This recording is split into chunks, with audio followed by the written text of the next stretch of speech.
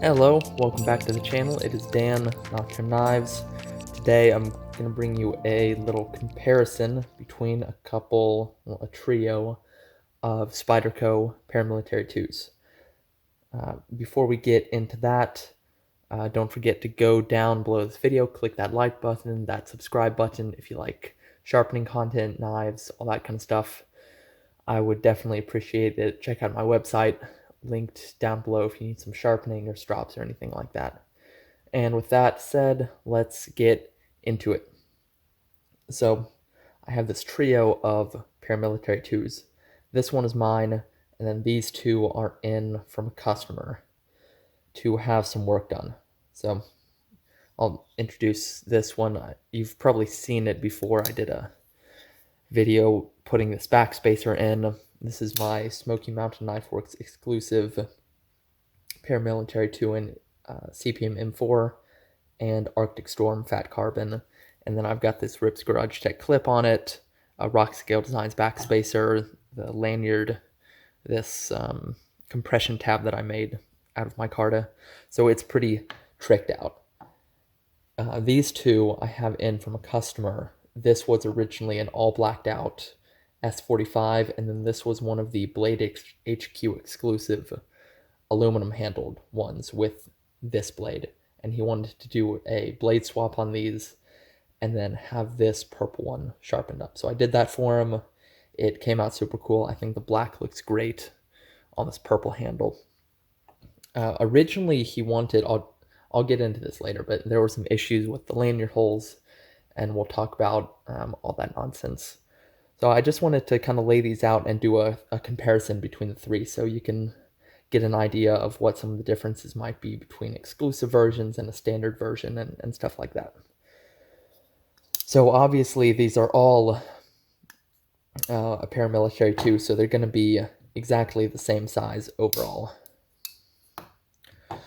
Like that, they're all coming in at the same thickness. So dimension-wise, they're pretty much identical. Weight-wise, this aluminum one is slightly lighter than the other two. I'll put the weight on screen right now, the weight for all three. But they're pretty comparable. There's really not too much difference in terms of weight. I think this video will mostly be talking about this Blade HQ exclusive, these handles, and kind of comparing them to two other options. Because I have some thoughts about these handles. They're interesting, but there's some things about them that I think could be different, could be better. Let's talk about that. First, I think these handles look really good.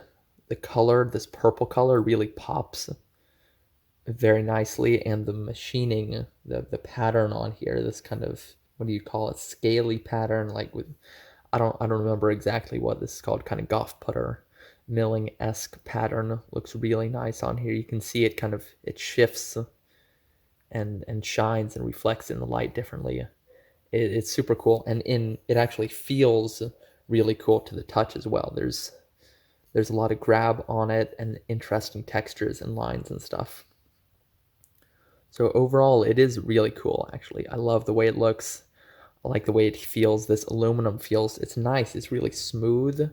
It feels good. And this one's kind of cool because it doesn't have any liners. The only liner is this locking leaf here that's screwed in right there.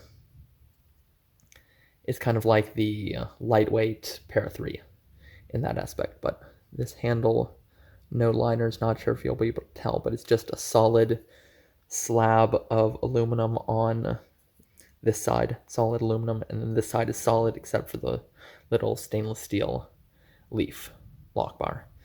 And then this one, interestingly, came with the CTS BD1N steel. For some reason, I think Blade HQ said they did that to keep the cost down. Interesting choice to put kind of this more budgety steel on the more kind of premium handle. I don't know if I love that. It did, to be fair to them, it did keep the cost quite low. Considering these were some highly machined aluminum metal handles. So I guess it did do that. So props to them. They kind of did what they said they were doing with that. Another advantage to this is it is slightly lighter than the regular version. I think it's like a quarter ounce, third of an ounce lighter than the regular version. So you are getting some slight weight saving benefits with this. And another thing it does is it kind of simplifies disassembly because you don't have to worry about the liners, taking them out, cleaning them, anything like that. It's just the slab and it pops off, and boom, there you got your blade. So I really like the aesthetics. I like the way it feels in hand. It's a little bit lighter. So those are kind of the things that I like. Now we'll move on to the things I don't like. So first, this thing is a pocket shredder. And you put this thing in and out of your pocket and you can feel it tearing up your pocket on every little movement. It really, I don't know if it'll come through how sharp these are, but this milling pattern is actually quite sharp. You can kind of see it. Not sure if you'll be able to tell. It's grabbing my finger there. But you rub this on fabric and it really is quite sharp. Like in and out of pocket. This would shred some pockets in a very short span of time. I think this would have been a lot better if they put a flat, smooth part right there, like they do with the Endura or the Delica or their FRN models. Just give it a nice landing pad right here, and that would have improved this handle by a wide margin. Because honestly, as it is, I would not be carrying this in my pocket because it would absolutely destroy your pocket so quickly. Like far more quickly than even this textured G10. This G10 is smooth going in and out of pocket in comparison to the aluminum. So it's really a pocket shredding machine. And especially when you compare it to something like this fat carbon that's totally smooth, this goes in and out of pocket like a dream. No pocket shredding. With enough clip tension, it's not falling out of your pocket or anything, but it just slides in and out super easily. No pocket shredding on this at all. It's actually one of the reasons I really like this fat carbon, because it's totally smooth. It doesn't have any texture to grab on your pocket, to be eating up your hands, anything like that. Love the way it feels. It's kind of silky. So I really like that. This G10 is a pretty solid medium between the two, between the pocket shredding and the totally smooth.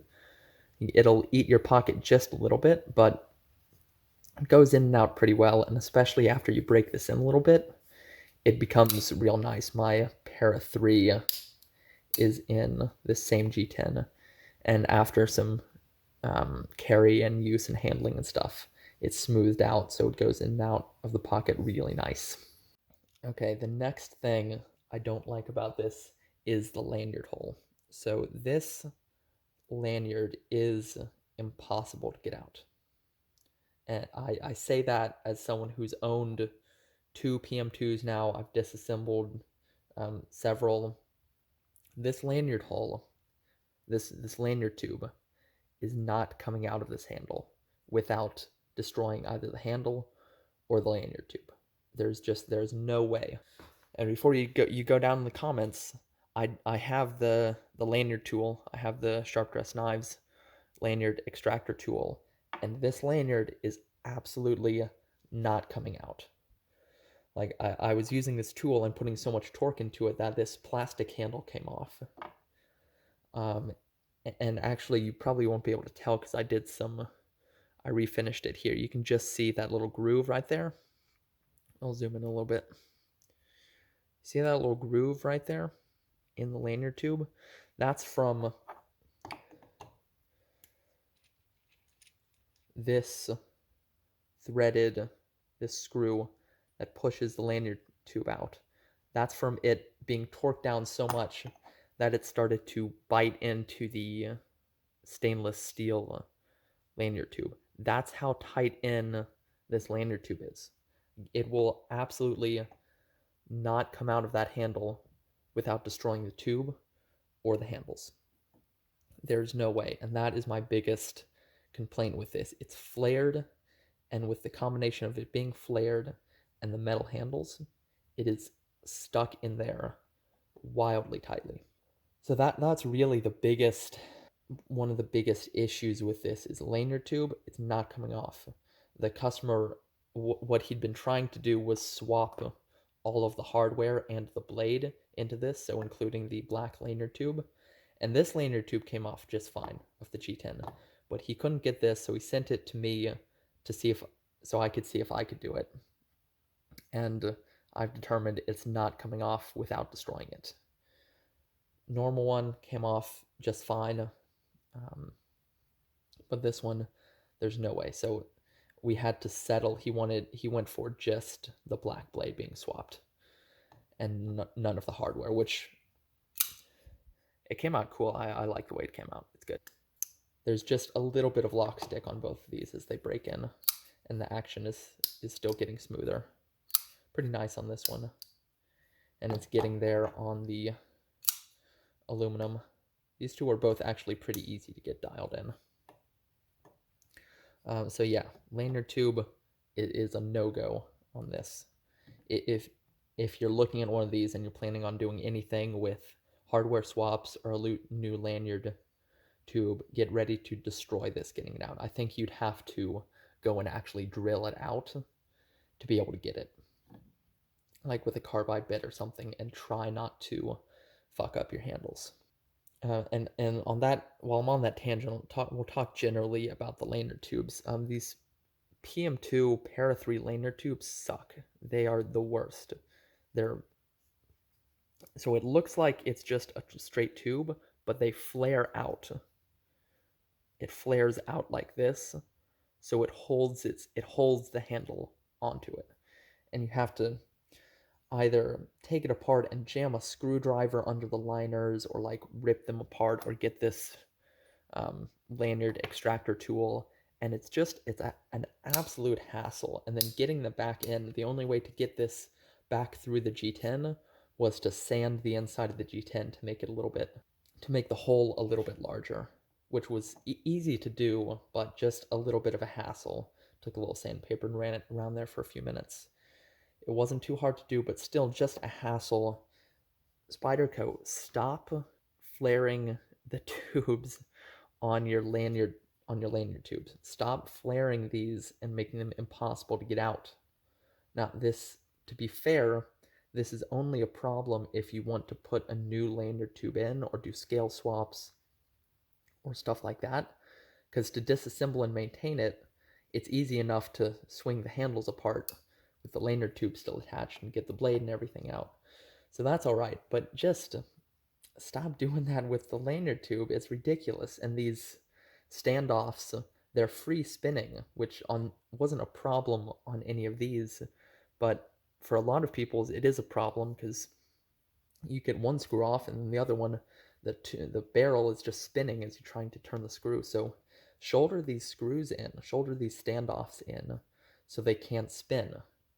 That would make everyone's life so much easier. And what was interesting, they actually solved the lanyard tube issue, because this one just had a totally straight lanyard tube. It didn't have any flare, and it just came in and out super easily. I don't know where. I think that lanyard tube is in a box. I don't want to go grab it, but it was totally straight. It didn't have any flare out, so it could just pop in and out super easily, and that was perfect. That was a perfect way to do the lanyard tube. And I think they did it that way because this fat carbon is a little more brittle than, say, like G10 or aluminum or something, so they didn't want to chip it or crack it, shoving lanyard tubes in and out. But that one was perfect. It made it so easy to disassemble. It made it incredibly easy to put this backspacer, Rockscale designed backspacer with the integrated lanyard tube in. It made that a great experience. So I wish Spyderco would do that on all of their Paramilitary 2, their Para 3 models, everything that did have a flared lanyard tube. Just put the straight-sided lanyard tube in it. It's so much better. The only potential issue is sometimes, depending on tightness, the lanyard tube would rattle just a little bit, but that's a super easy solve. Just take a little bit of Loctite, put it right there and let it dry, and then the lanyard tube doesn't rattle. Great, great way to do the lanyard tube. I wish more paramilitary twos did that, because this was a massive headache and this was a hassle, and it's just it's ridiculous. I'm not into it. So I maybe we'll have a new CQI'd paramilitary tube with shouldered standoffs and a non-flared lanyard tube. That'd be great. I would love that. I'll talk quickly about the blade. This is the S45 VN blade. Put a mirror edge on it. Came out real nice. Sharp all the way back to the heel. And it's proper sharp. There's a spot of phone book paper. I mean, it's like deadly sharp. I matched factory, which by my rough measurement was about 18 degrees per side, and then my customer is going to maintain it on his Spyderco sharp maker on the 20, so he's going to make a micro bevel to maintain the edge, so that'll work perfectly. But yeah, it came out stupid sharp.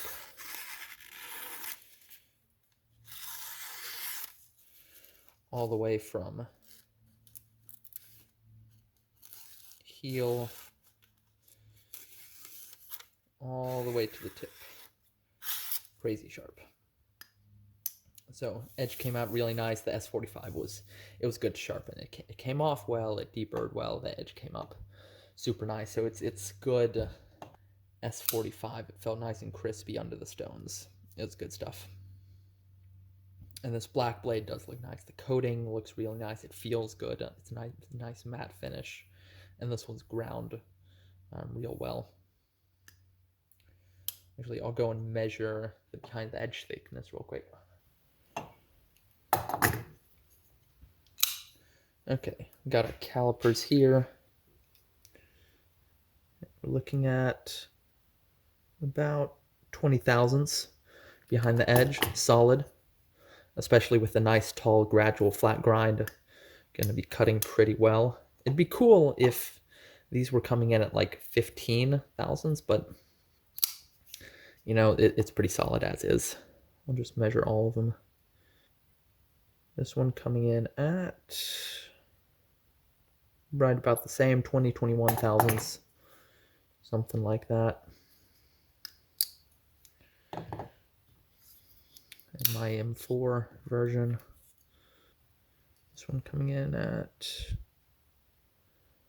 I know you won't be able to see this, 20, 21, something like that. They're all around 20 or 21 behind the edge. Solid. Nothing wrong with that.